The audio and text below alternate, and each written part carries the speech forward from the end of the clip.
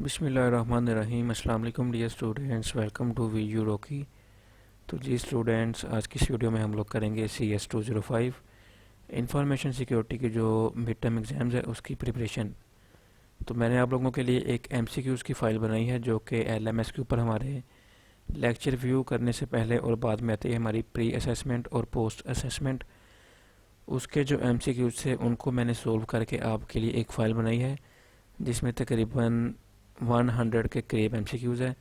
और जो ये MCQs है ये लेक्चर नंबर हमारे 1 से लेकर लेक्चर 70 तक, यानी कि हमारे फर्स्ट 4 वीक में से हैं। तो जो इसके जो बाकी 2 वीक होंगे, वीक नंबर 5 और 6, उसकी वीडियो भी आपको 1-2 दिन में मिल जाएगी।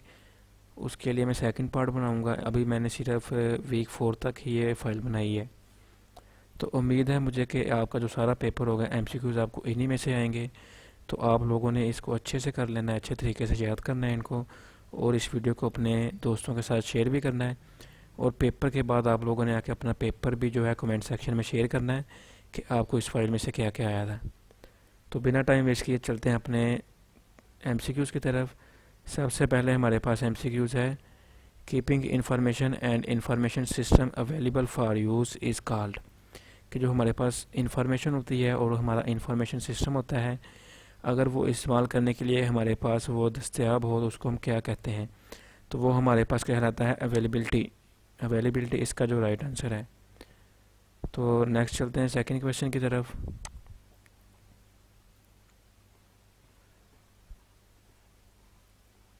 नेक्स्ट है जी हमारे पास, dash is information security applies to technology. कि जो हमारी इंफॉर्मेशन सिक्योरिटी होती है जो अप्लाई करती है टेक्नोलॉजी पे, वो कौन सी होती है। तो इसका जो राइट आंसर है वो IT टेक्नोलॉजी है। इनको मैं मार्क नहीं करूँगा, आप लोग वैसे ही देख लें, बल्कि करके आपको दिखाई देता हूँ। इसका जो राइट आंसर है वो ये वाला है, IT सिक्योरिटी। ठीक है। उसके बाद है keeping the information in its original form is called integrity. Integrity इसका जो राइट आंसर है। तो उसके बाद नेक्स्ट हमारे पास है, dash is about keeping information secret. कि जो हमारी इंफॉर्मेशन सीक्रेट होती है, इंफॉर्मेशन को सीक्रेट रखना, वो क्या कहलाता है। वो उसका जो राइट आंसर है वो है confidentially. Confidentially is about keeping information secret.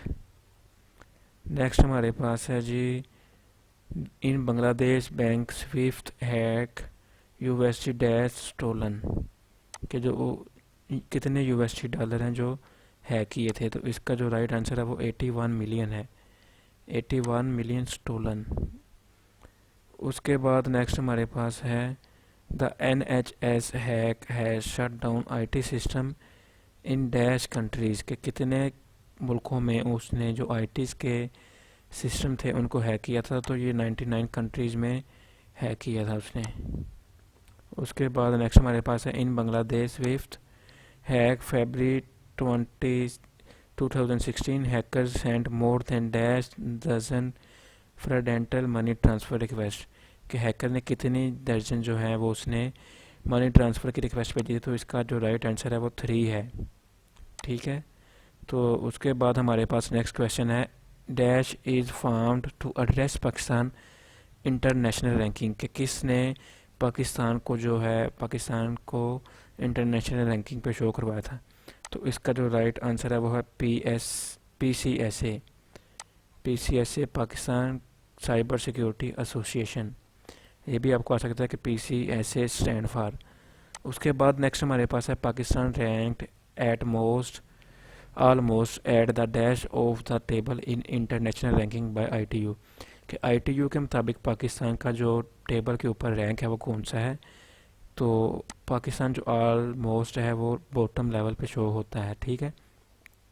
Next हमारे पास ये देखिए आगे, इन the context of cyber security PCSA stand for Pakistan cyber security association. ये इसका राइट आंसर है। नेक्स्ट हमारे पास है, dash is not the pillar of information security. अब तो फर्स्ट ऑफ ऑल हमें ये पता होना चाहिए कि इंफॉर्मेशन सिक्योरिटी क्या है और उसके कितने पिलर हैं और कौन कौन से हैं। तो इंफॉर्मेशन सिक्योरिटी के हमारे पास 3 पिलर हैं। सबसे पहला हमारे पास पीपल है, सेकंड हमारे पास प्रोसेस है, थर्ड वाला है टेक्नोलॉजी। तो उन्होंने पूछा है dash is not pillar of information security, तो इसका जो राइट आंसर होगा वो अवेयरनेस होगा। अवेयरनेस जो है इंफॉर्मेशन सिक्योरिटी का पिलर नहीं है। उसके बाद है जी in term of information security, CIRT stand for computer incident response team.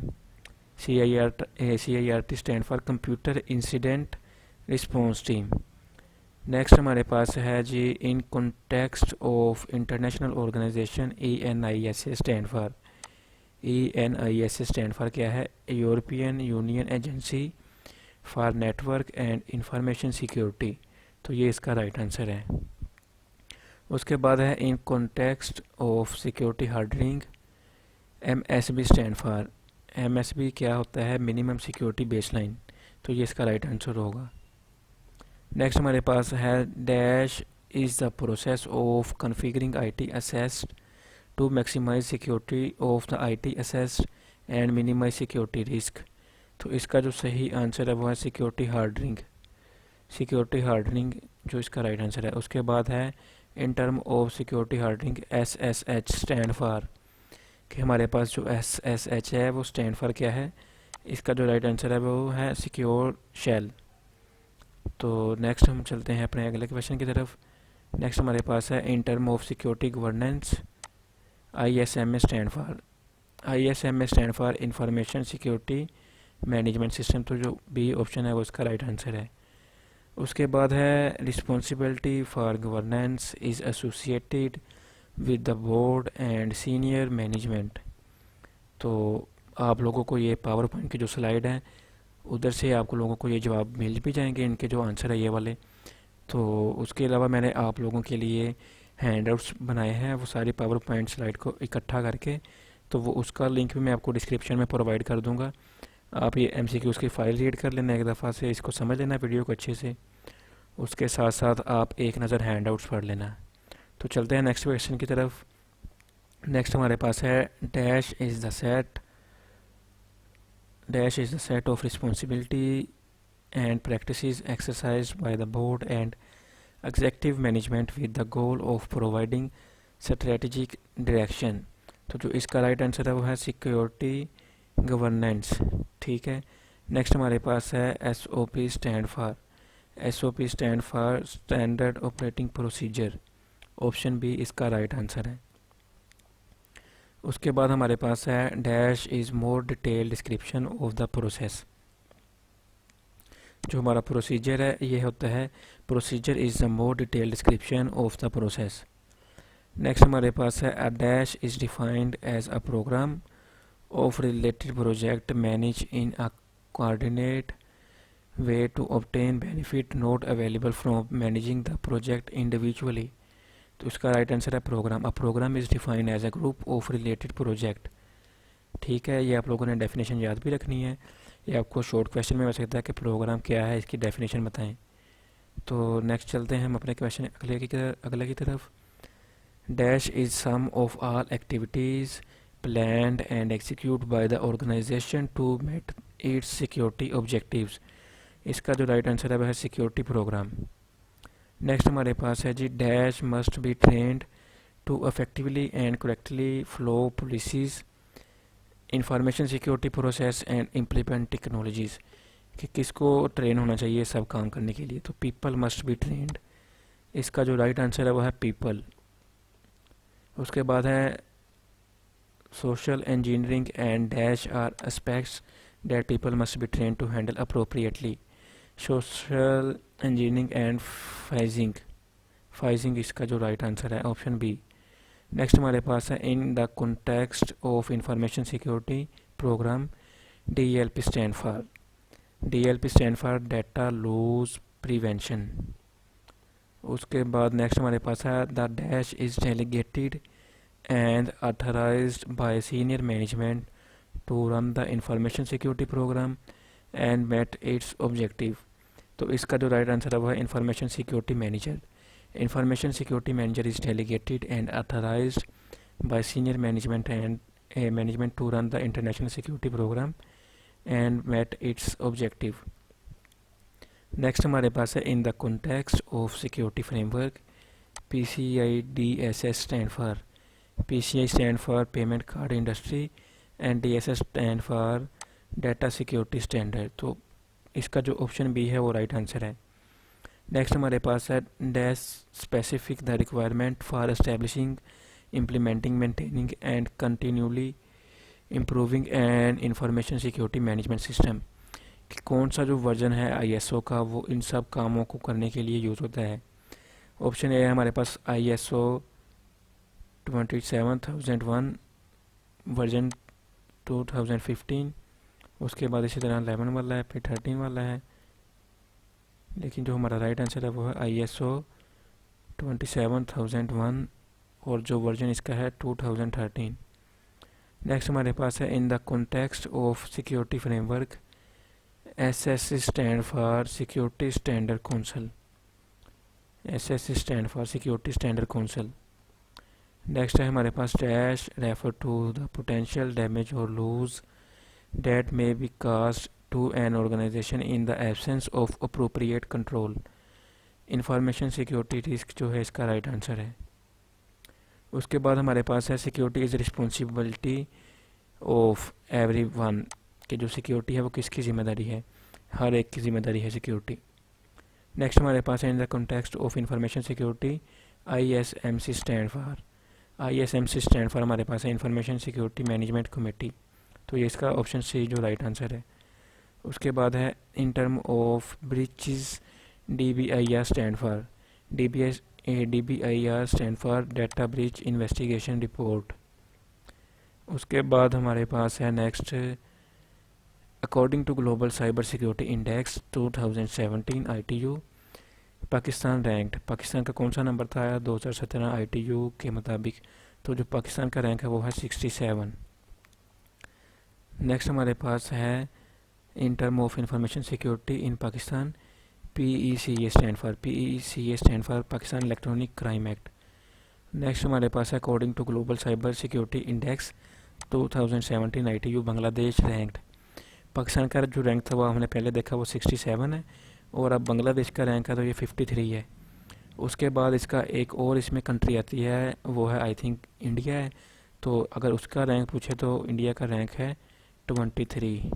वो आपको हैंड आउट से मिल जाएगा, वहाँ से आप इसको कंफर्म भी कर सकते हैं। उसके बाद है in the context of security breaches ISTR stand for internet security threat report. Next हमारे पास है in term of cyber security regulation CERT stand for computer emergency response team. उसके बाद हमारे पास है regionally the most well developed cyber security strategy and framework developed by. कि कौन सी कंट्री है जहाँ पे मोस्ट जो है जो बहुत ज़्यादा तादाद में साइबर सिक्योरिटी स्ट्रेटजीज और फ्रेमवर्क जो डेवलप किए जाते हैं। तो इसका जो राइट आंसर है वो है सिंगापुर। तो सिंगापुर इसका जो राइट आंसर होगा। उसके बाद इसमें से जो मलेशिया भी इधर ऑप्शन है और ओमान भी है। मलेशिया का तीसरा नंबर है और जो ओमान है उसका चौथा नंबर है। इन दोनों को भी अपने याद रखना है कि सिंगापुर फर्स्ट नंबर पे है हमारे पास। उसके बाद सेकंड नंबर पे है हमारे पास मलेशिया और थर्ड है ओमान।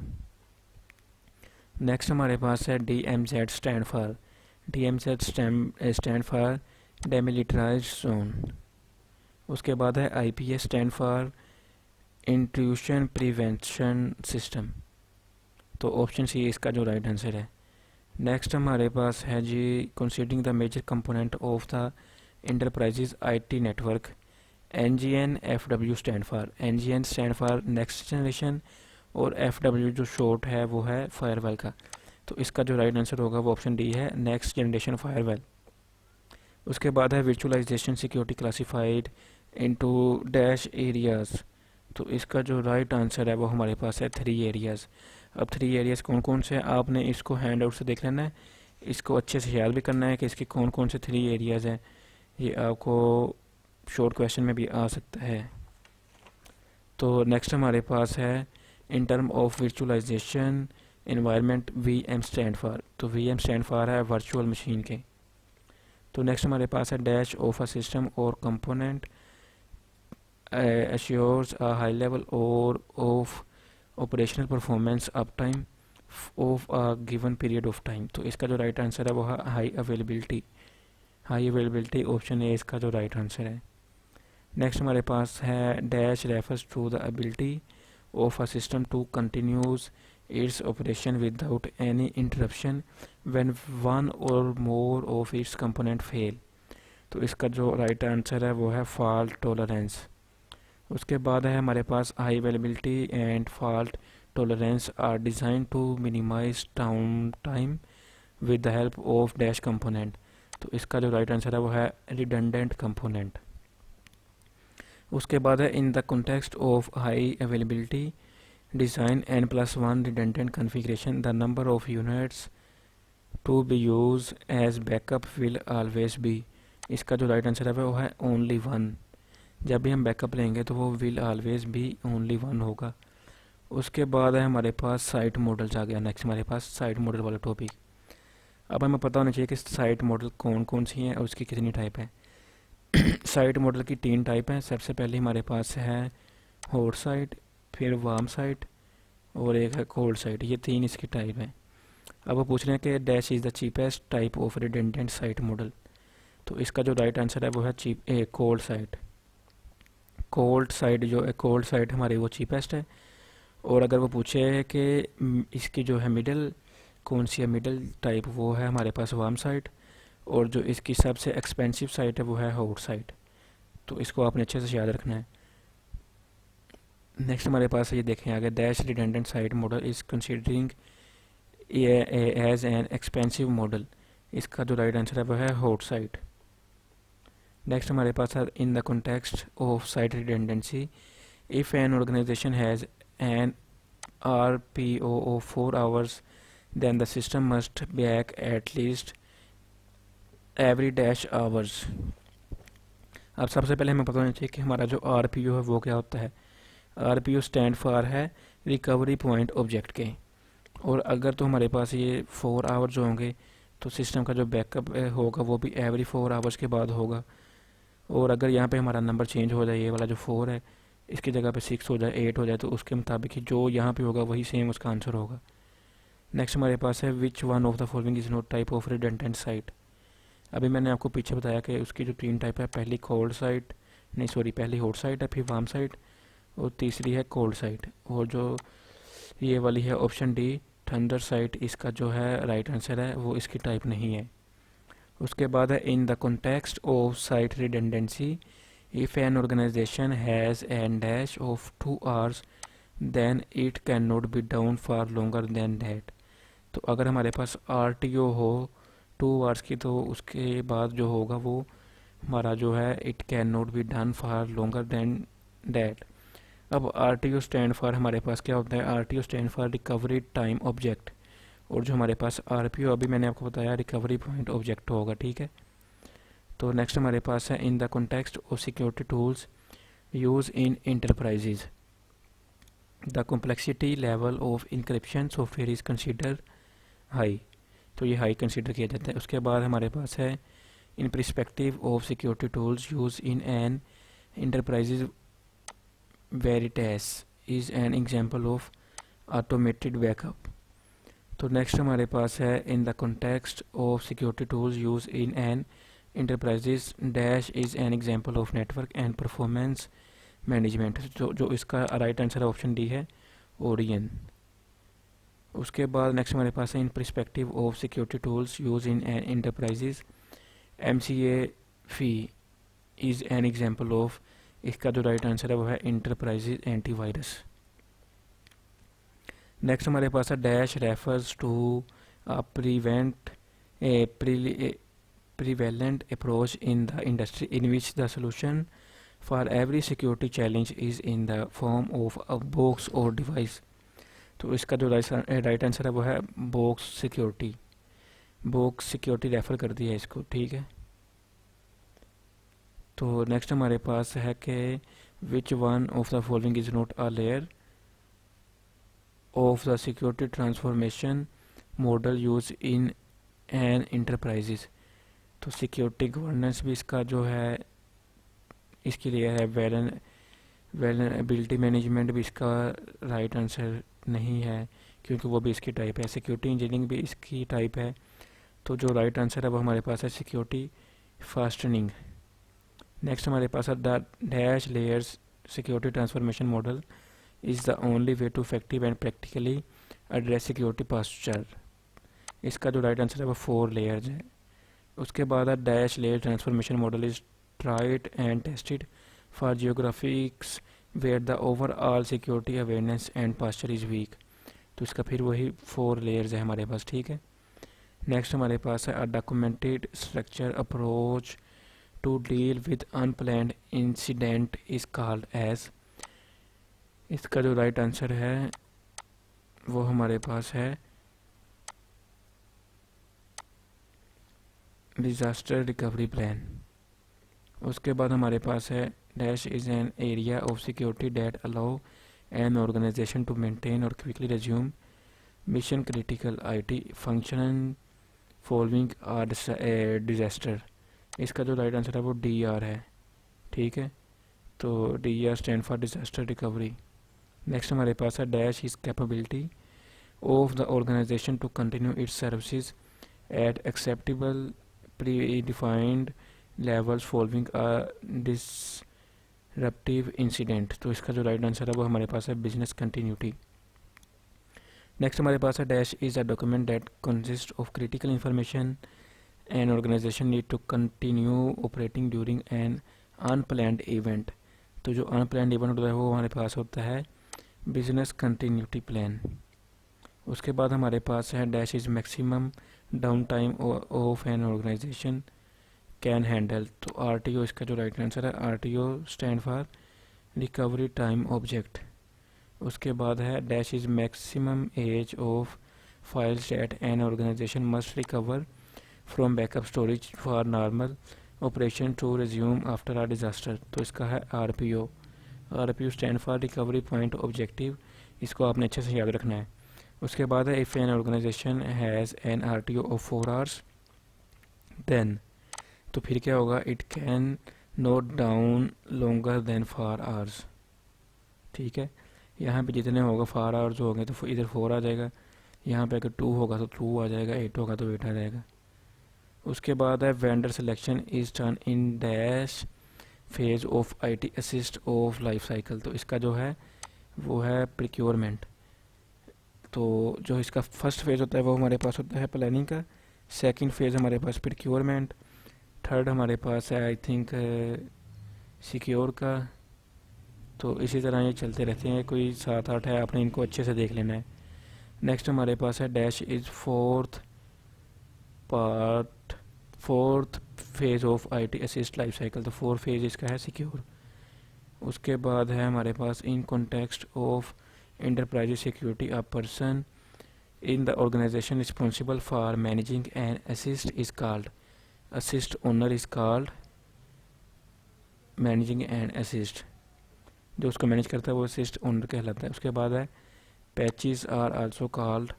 इसका जो राइट आंसर है वो fixes।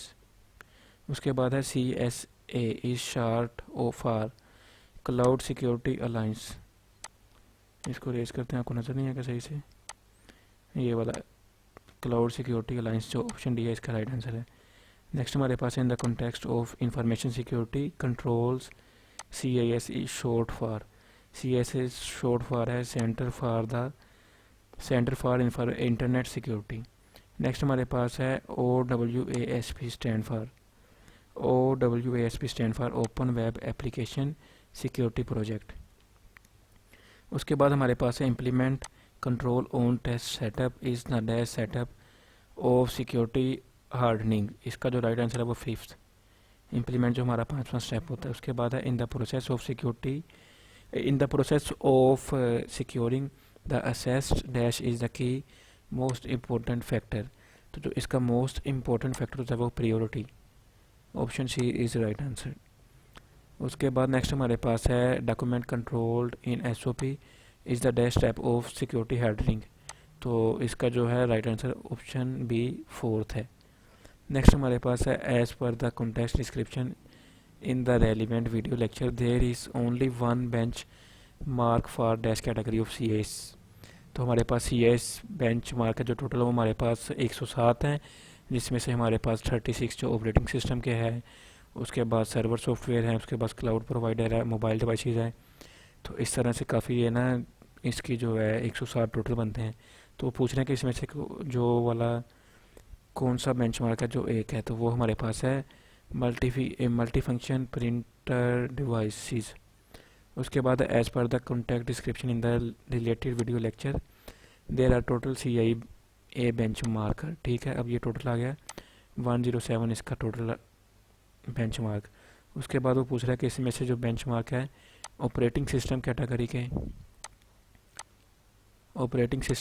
के जो है वो कितने हैं। तो ऑपरेटिंग सिस्टम कैटेगरी इसमें से 36 बेंच मार्क है। नेक्स्ट हमारे पास है जी as per the related video lecture category C S continue contain maximum number of benchmarker, कि सबसे ज़्यादा किसके हैं, ऑपरेटिंग सिस्टम के ही सबसे ज़्यादा बेंच मार्कर हैं, इसके 36 है, बाकी सब के इससे कम है। उसके बाद है in the context of C S micro server version, उसका है 2012 are two benchmarks to implement the policies that how long a user can use his her password before it expire if you set the value then the password will never expire. यानी कि इसमें अगर हम अपना password set करें तो हमारा password expire हो जाता है।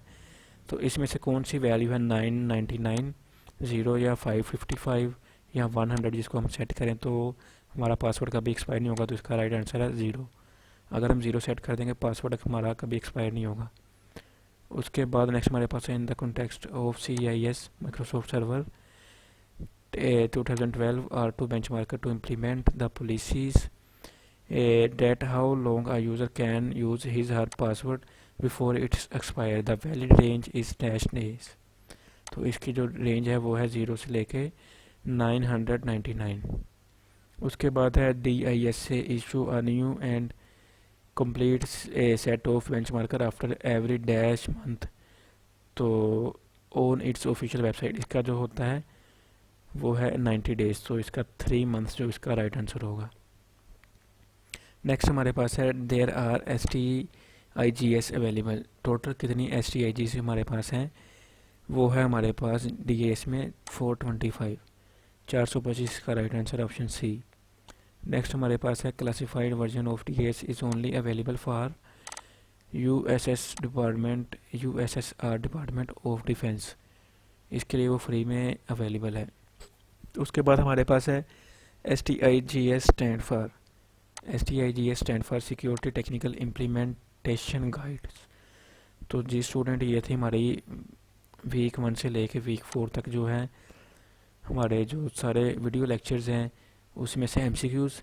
तो उम्मीद है आपको इसकी अच्छे से समझ आई होगी। मैंने अपनी तरफ से समझाने की भरपूर कोशिश की है, पूरी कोशिश की है, लेकिन अगर फिर भी आपको समझ ना आए तो आप लोग कमेंट सेक्शन में पूछ सकते हैं। और अगर किसी भी ऑप्शन का जो किसी भी MCQ का जो आंसर है वो गलत लगा हो तो आप लोग उसको कंफर्म कर सकते हैं मुझे कमेंट सेक्शन में। इसके अलावा मैं आप लोगों को हैंडआउट्स पे लेकर चलता हूँ, उसमें से बताता हूँ कि इसकी इंपॉर्टेंट चीज़ें कौन कौन सी हैं। तो वीक 4 तक मैं आपको बताऊँगा। उसके बाद जो वीक 5 और वीक 6 होगा इसकी वीडियो आपको 1-2 दिन तक मिल जाएगी पार्ट 2 में, तो आप लोग उसको भी ज़रूर वॉच कीजिएगा। तो जी स्टूडेंट, ये आप लोगों के हैंडआउट्स है जो मैंने बनाए आप लोगों के लिए। इसमें भी अभी हमारे जो वीक 1 से वीक 4 तक हैं लेक्चर 1 से 70 तक वही ऐड है। तो आप लोगों ने इनको अच्छे से याद कर लेना। मैं आपको एक बार बता देता हूँ इसमें से कौन कौन सी चीज़ें आप लोगों के लिए इम्पोर्टेंट हैं। तो सबसे पहले तो आपका ये वही वाला फिर आ गया MCQs में मैंने आपको बताया था 3 पिलर्स ऑफ इंफॉर्मेशन सिक्योरिटी। ठीक है, इंफॉर्मेशन सिक्योरिटी के 3 पिलर्स। उसके बाद ये आपको शॉर्ट क्वेश्चन के लिए इम्पोर्टेंट है। उसके बाद सारा आप लोगों ने रीड कर लेना एक दफ़ा। MCQs भी आपके इसी में से थे। नेक्स्ट हम चलते हैं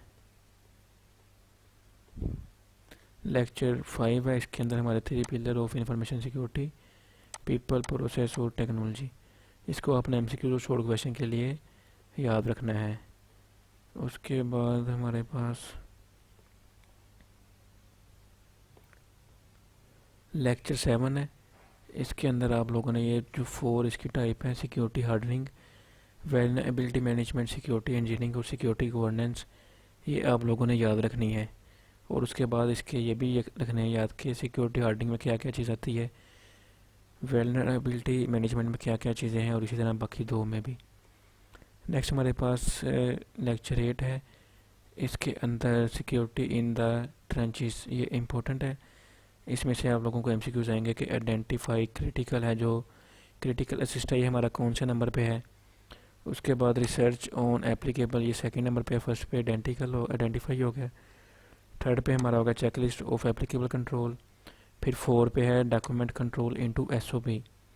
ये हमारा एमसीक्यूज में भी आया था कि डॉक्यूमेंट कंट्रोल इन एसओपी कौन से नंबर पे है, फोर्थ नंबर पे, ये देखें फोर्थ लिखा हुआ है।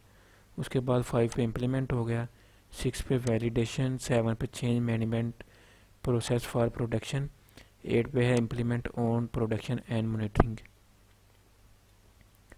उसके बाद नेक्स्ट हमारे पास है, आप लोगों ने डेफिनेशन याद करनी है, प्रोग्राम की डेफिनेशन, उसके बाद सिक्योरिटी प्रोग्राम की डेफिनेशन। उसके बाद ये 4 लेयर्स ट्रांसफॉर्मेशन मॉडल, ये आपको मैंने पीछे भी बताया है। ये 4 layer security hardening, vulnerability management, security engineering और सिक्योरिटी गवर्नेंस, इसको आपने अच्छे से याद करना है। उसके बाद बाकी ये सारी आप लोगों ने डायग्राम भी एक दफ़ा देख लेनी है। इसके रिलेटेड भी आपको कोई क्वेश्चन आ सकता है, लेकिन इसके चांस बहुत कम है। उसके बाद है जी हमारे पास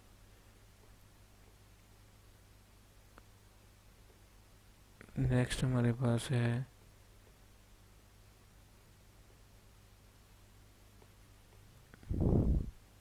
नेक्स्ट आप लोगों ने ये वाला जो हमें दिया हुआ है ना, टेबल दिया हुआ है, ये आपने याद रखना है कि जो हमारे पास क्लास 4 है उसका डिस्क्रिप्शन क्या है, 6 का क्या है, 5 का क्या है, इसी तरह 10 का इम्प्रूवमेंट है। वो आपको पूछ सकते हैं कि dash is the description of class 10। तो अगर आप लोग ये याद रखोगे तो आपको एमसीक्यूज भी आ सकता है इससे रिलेटेड, और आपको ये लॉन्ग क्वेश्चन भी आ सकता है। आपको ये वाला हिस्सा दिया होगा इधर वाला रेफरेंस वाला, और आपको वो कहेंगे कि इनका डिस्क्रिप्शन लिखें, तो 5 नंबर का एक क्वेश्चन आ सकता है आपको। उसके बाद नेक्स्ट हमारे पास है पीसीआई, ये भी आप देख लेना पीसीआई वाला एक बार। बाकी नेक्स्ट हमारे पास ये सारे एमसीक्यूज के रिलेटेड ही हैं। उसके बाद है कोबेट 5 प्रिंसिपल, इसके कौन कौन से प्रिंसिपल है, ये 5 आप लोगों ने याद रखने हैं, ये भी लॉन्ग क्वेश्चन में आ सकता है, ठीक है। नेक्स्ट हमारे पास है principle policies and framework, COBIT 5 enterprises enable, ये सारे जो इसके हैं ये रिसोर्स, ये भी आप लोगों ने याद करने हैं। नेक्स्ट चलते हैं हम, नेक्स्ट आपको ये एमसीक्यू आ सकता है कि जो इंफॉर्मेशन सिक्योरिटी टीम है वो कितने दिन बाद ये करती है, इधर लिखा हुआ है ना daily, information security management committee weekly, information security steering committee monthly, और जो बोर्ड है इसका वो क्वार्टर, ये आप लोगों ने याद रखना है। नेक्स्ट हमारे पास है, ये डायग्राम इतनी इम्पोर्टेंट नहीं है, इनको आप स्किप भी कर सकते हैं। नेक्स्ट हमारे पास आ गया आईटी, चैलेंजिंग ऑफ आईटी, ये भी इम्पोर्टेंट है, आपने इसको याद रखना है। उसके बाद नेक्स्ट हमारे पास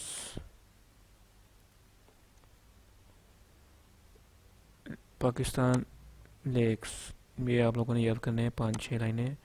national cyber security strategy, national cyber security master plan, national cyber security agency, national certification and accreditation body, national computer emergency response team CERT, ये आपका एमसीक्यू से भी इम्पोर्टेंट है, CERT स्टैंड फॉर, इसको आपने अच्छे से याद करना है।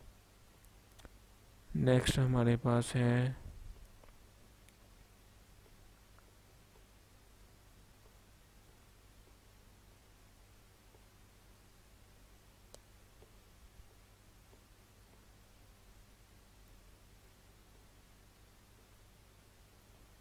वैसे आप लोगों ने एक दफ़ा सारे अपने हैंड से उनको अच्छे से रीड कर लेना है, मैं सिर्फ आपको यहाँ पे अब इम्पोर्टेंट चीज़ें बता रहा हूँ।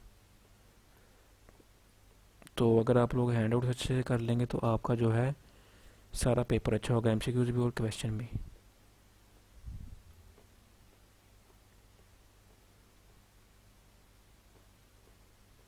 डायग्राम आप लोगों ने सिर्फ वो वाली करनी है जिसके अंदर कोई आपको डिस्क्रिप्शन लिखा मिल रहा हो या कोई टाइप गिवन हो, तो उसके अलावा आप लोग बाकी डायग्राम को स्किप भी कर सकते हैं।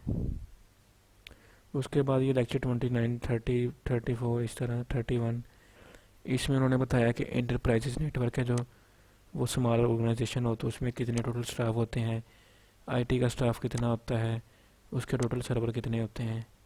इसी तरह फिर लार्ज ऑर्गेनाइजेशन के बारे में है, ये देखें ये मीडियम ऑर्गेनाइजेशन है, अगले लेक्चर में लार्ज ऑर्गेनाइजेशन होगा, तो इनको आप लोग स्किप कर सकते हैं, इतने इम्पोर्टेंट नहीं है।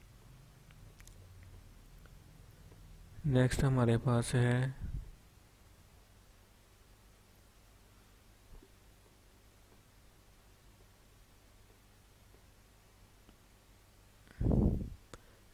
Audit and compliance requirement. ये इसके 4 टाइप्स हैं, ये भी आपने एक दफ़ा देख लेनी है। External audit, internal audit, compliance, information security and risk department. उसके बाद है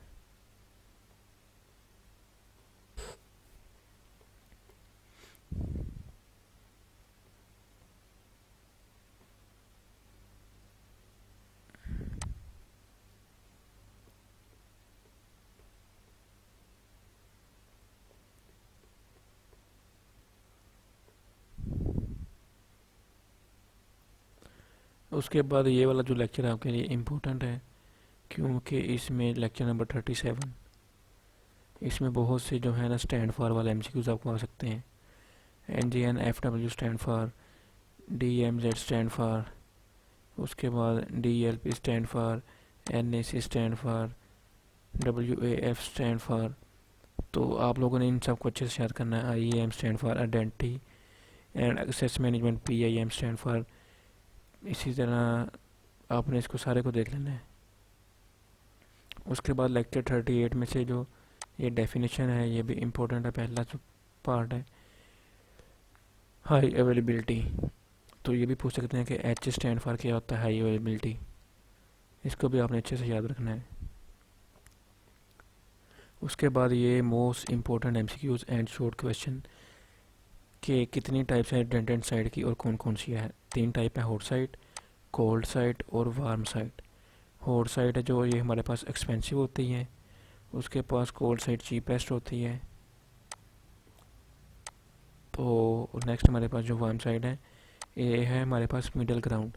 इन तीनों को भी आपने याद रखना। उसके बाद हमारे पास RTO आ गया।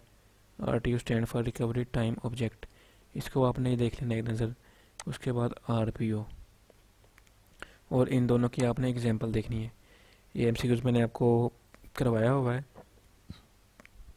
कि अगर एक ऑर्गेनाइजेशन में RPO 4 आवर्स हो तो उसका जो सिस्टम है कितनी देर बाद बैकअप होगा, वो 4 आवर्स होगा। अगर यहाँ पे हम 4 की जगह 6 कर दें, यहाँ पे फर्स्ट करें 6 आ गया हमारे पास, तो जो उसका जो होगा बैकअप वो भी हर 6 घंटे के बाद आएगा, ठीक है। उसके बाद नेक्स्ट हमारे पास मिड साइज इंटरप्राइज, ये फिर वही आ गया। तो इनको आप स्किप भी कर सकते हैं, ये 1-2 लेक्चर जो हमारे लिए इम्पोर्टेंट नहीं है। उसके बाद ये आप लोगों ने याद करना है MCQs के लिए टूल्स और इसका कॉम्प्लेक्सिटी लेवल। वो हमें पूछ सकते हैं कि हमारे पास MSAD जो है इसका लेवल कौन सा है, लो लेवल है।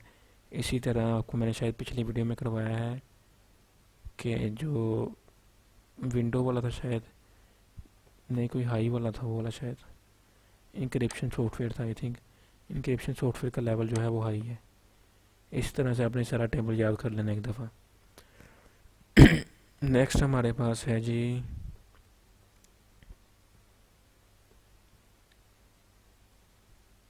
ये इम्पोर्टेंट नहीं है, इसको आप छोड़ दें।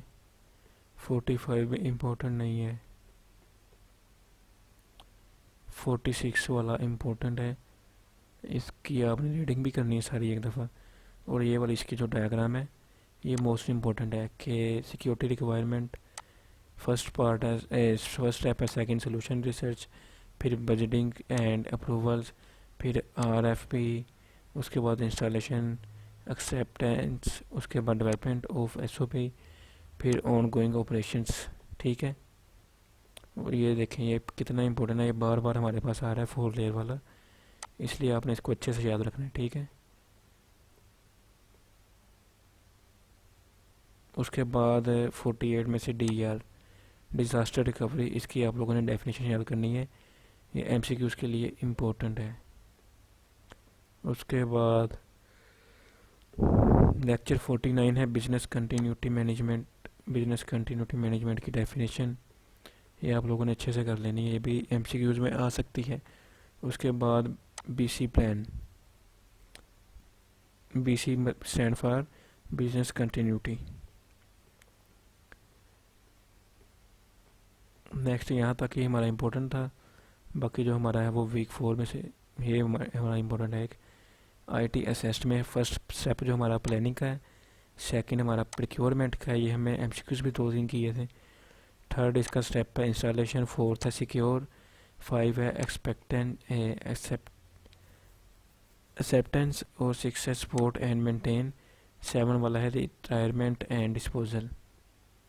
उसके बाद ये आगे उनकी डिटेल भी दी हुई है कि प्लानिंग के अंदर requirement, owner and risk owner, high level design, budget approval, project planning. इसी तरह प्रोक्योरमेंट के अंदर है RFP, vendor selection, PO, contract and SLA, kick off meeting. ये आप लोगों ने साथ के साथ याद कर लेने हैं ये, लेकिन ये आपने डायग्राम अच्छे से याद करने का। फर्स्ट स्टेप कौन सा है, second step, third step, fourth step. उसके बाद हमारे पास नेक्स्ट है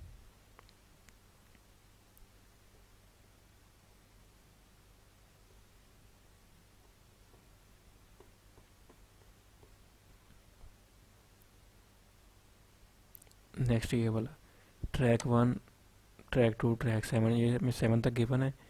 MCQs के लिए भी इम्पोर्टेंट है कि वो पूछ सकते हैं कि ट्रैक 3 में कौन सा आता है सॉफ्टवेयर, हमारा सॉफ्टवेयर ऐप है। इसी तरह ट्रैक 7 हो गया mobile security, track 5 desktop and browsers, इनको आपने एक नज़र देख लेना है। उसके बाद हमारे पास है involvement of various stakeholder for security handling, ये भी शॉर्ट क्वेश्चन के लिए इम्पोर्टेंट है। इसके 5 हैं, operating team, security team, IT management, consultant और बिजनेस। ठीक है। उसके बाद ये वाला जो भी है 8 स्टेप सिक्योरिटी हार्डनिंग मेथोडोलॉजी, इसको भी आपने याद करना है कि फर्स्ट स्टेप के अंदर क्या है, आइडेंटिफाई, क्रिटिकल असिस्ट, सेकंड के अंदर रिसर्च है, फिर चेकलिस्ट है, वैलिडेशन है 6 के ऊपर, 5वां इम्प्लीमेंट है, चौथे के ऊपर डॉक्यूमेंट है। इसी तरह 7 वाला चेंज मैनेजमेंट और इम्प्लीमेंट 8वें के ऊपर। ठीक है।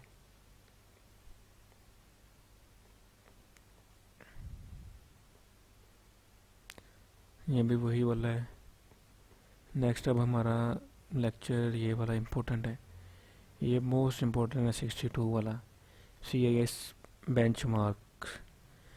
इसके अंदर है जी हमारे पास overall CIS benchmark categories. Total हमारे पास जो है 107 टोटल बेंचमार्क हैं, उसमें से 36 ऑपरेटिंग सिस्टम के हैं, 33 सर्वर सॉफ्टवेयर हैं, उसके बाद 2 क्लाउड प्रोवाइडर हैं, 8 हमारे पास मोबाइल डिवाइसेस है, 6 हमारे पास नेटवर्क डिवाइसेस, 21 डेस्कटॉप सॉफ्टवेयर, और हमारे पास जो 1 है वो है मल्टी फंक्शन प्रिंट डिवाइसेस।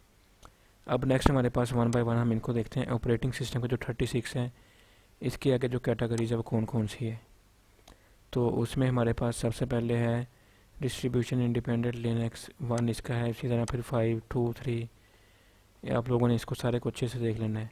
फिर ऑपरेटिंग सिस्टम कंटिन्यू है, ये हमारे यहाँ पे 36 टोटल बन जाएंगे। ये MCQs के लिए भी इम्पोर्टेंट है, लॉन्ग शॉर्ट के लिए भी इम्पोर्टेंट क्वेश्चन है ये वाला। उसके बाद सर्वर सॉफ्टवेयर है, ये हमारे पास टोटल है 33। इसके भी आपने देखना है ओरेकल MySQL के लिए कितने हैं, ओरेकल डेटाबेस सर्वर के लिए कितने हैं, माइक्रोसॉफ्ट SQL सर्वर के लिए कितने हैं। ठीक है। उसके बाद नेक्स्ट हमारे पास है cloud providers, Amazon web server, इसके 2 हैं टोटल, वो अमेज़ॉन के लिए, अमेज़ॉन वेब सर्वर के लिए। नेक्स्ट हमारे पास है मोबाइल डिवाइसेस, टोटल हमारे पास 8 है, उसमें से 5 है एप्पल iOS के लिए और 3 हमारे पास गूगल एंड्रॉयड के लिए। फिर हमारे पास नेटवर्क डिवाइसेस, वो टोटल 6 हैं, उसमें से 4 सिस्को के लिए और 2 है ये पालो आल्टो और नेटवर्क। ठीक है। उसके बाद नेक्स्ट है डेस्कटॉप सॉफ्टवेयर, इसके टोटल 21 है, 13 माइक्रोसॉफ्ट ऑफिस, फिर 1 है गूगल क्रोम के लिए, 3 हमारे पास MS एक्सचेंज सर्वर, 2 है हमारे पास MS इंटरनेट एक्सप्लोरर, और मोजिला फायरफॉक्स के लिए 2 है। नेक्स्ट आप लोगों ने सारे देख लेने हैं। उसके बाद हमारे पास ये फिर वही 160 टोटल है। तो आई थिंक यहाँ पे हमारा हो गया हैंडआउट्स कंप्लीट। ये लेक्चर आई थिंक 1 से लेक्चर 67 तक है, तो वीक 4 तक है, यानी कि ना उसमें सिर्फ 1-2 लेक्चर कोई पेंडिंग है, वो आपको नेक्स्ट वीडियो में मैं वो भी करवा दूंगा इसके साथ ही। तो हैंडआउट से आपको लिंक डिस्क्रिप्शन में दे दूंगा। इसको आप लोगों ने अच्छे से, ये 66 तक है, इससे आगे जो होंगे 67 से लेके हमारे 105 तक मिड टर्म का सिलेबस है, वो हमारा पार्ट 2 बनेगा वीडियो का, उसमें आपको मैं सारा कुछ करवा दूंगा। अब आप लोगों ने ये हैंडआउट अच्छे से रीड करने हैं, उसके साथ आप लोगों ने जो है वीडियो है MCQs वाली, वो आप लोगों ने अच्छे से देखनी है, ठीक है। तो मिलते हैं अपनी नेक्स्ट वीडियो में, तब तक के लिए अपना ख्याल रखिए। अल्लाह हाफिज़।